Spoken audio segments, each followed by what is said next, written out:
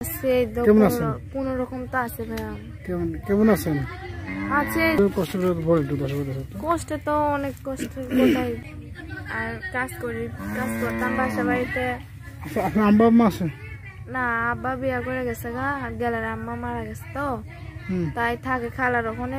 খালা কি আর আম্মার মতন হয় না, সেটা হয় না কোন রকম। তো তারপরে অনেক আর ছোট একটা ভাই আছে 7 বছরের, হেডারে পড়ালেখার ইচ্ছা আছে মাদ্রাসায়। নিজে তো পড়তে পারে নাই, নিজে তো হতে পারে নাই, তারপরেও ছোট ভাইটারে পড়ালেখার ইচ্ছা আছে।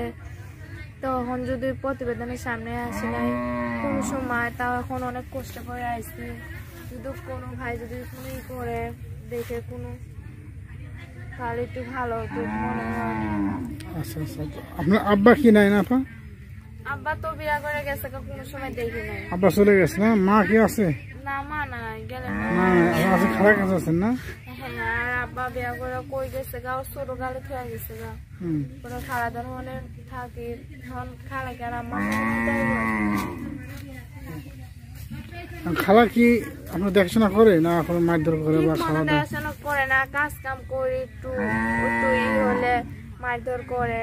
মনে করেন কাজ কাম সবকিছু পারি, রান্না বান্না হাড়ি পাতে দেওয়া সবকিছু কাজ কাম করি, তারপরেও মনে করেন 2 বেলা খাইতে দেয় না ঠিক মতন। গালি বকে, কোনো একটা কিছু হলে ঠিক মতন কিছু করতে দেয় না।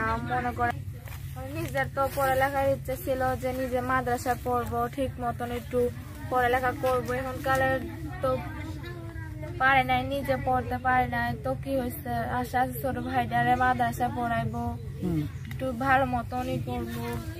আর নিজে তো পড়তে পারিনি, নিজের ইচ্ছে ছিল। আপনার নাম্বারটা দিবেন একটু, মোবাইল নাম্বারটা? হ্যাঁ, আল্লাহ হাফেজ। আসসালামু আলাইকুম।